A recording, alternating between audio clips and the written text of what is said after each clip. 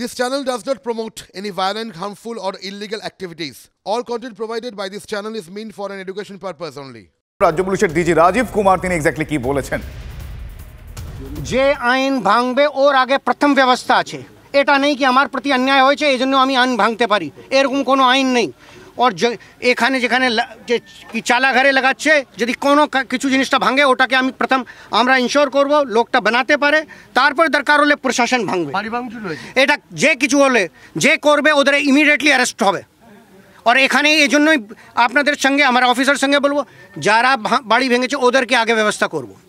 তারপর अन्याय जार प्रति হয়ে থাকে ওদের সকলের প্রতি আমরা আশ্বাসন দিচ্ছি। আমরা স্টার্ট করেছি, কালকেও অনেক লোক জমি ফেরত পেয়েছে, যাদের অবস্থা ছিল ডিএম অফিস থেকে দেখেছে। কারো যদি অভিযোগ থাকবে আমরা দেখব।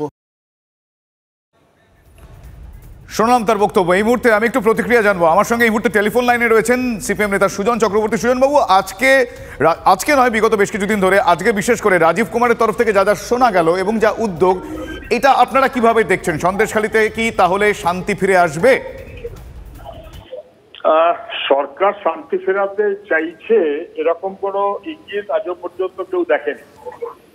ঘটনাক্রমে সরকার যাদেরকে দায়িত্ব দিয়েছে এরা তো আগে এই জেলার দায়িত্বে ছিলেন, এসপি ছিলেন তো এই জেলায়, তাদের এসপি থাকাকালীনই এই অসভ্যতাগুলো চলেছে এবং তখনও মানুষ পুলিশের কাছে গেছে, পুলিশ ক্ষমতা দেখিয়ে দুষ্কৃতীদের পাশে দাঁড়িয়েছে।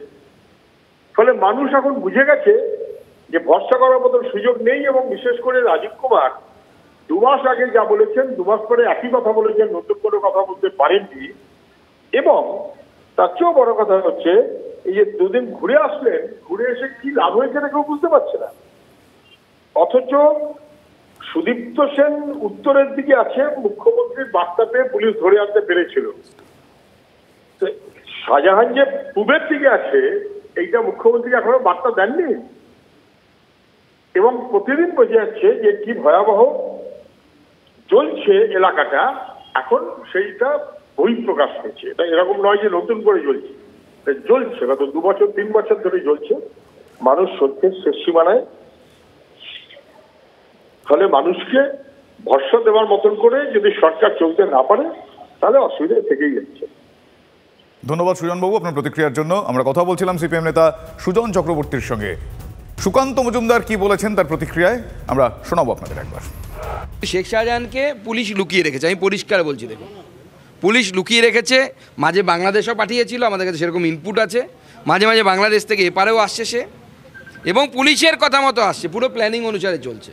এখন দ্বন্দ্ব চলছে পুলিশের মধ্যে, কবে গ্রেপ্তার করা হবে ডেট এখন এখনো ঠিক হয়নি। পাঁজি দেখছেন মুখ্যমন্ত্রী, পাঁজি দেখে ডেট বললে পরে সেদিন দেখবেন শেখ শাহজাহান স্যারেন্ডার করছে। সন্দেশখালীর এই ভয়াবহ পরিস্থিতি নিয়ে বিরোধীরা কি বলছেন আপনাদের শোনালাম, কিন্তু তৃণমূল কংগ্রেসের মুখপাত্র তিনি কি বলছেন সেটাও শোনা দরকার, একবার শোনাবো আপনাদের।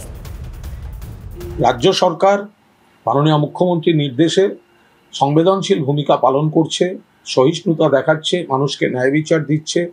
যে জায়গাটায় জেনুইন কোনো অভিযোগ আছে সেখানে পুলিশ পুরোদস্তুর রাজধর্ম পালন করছে।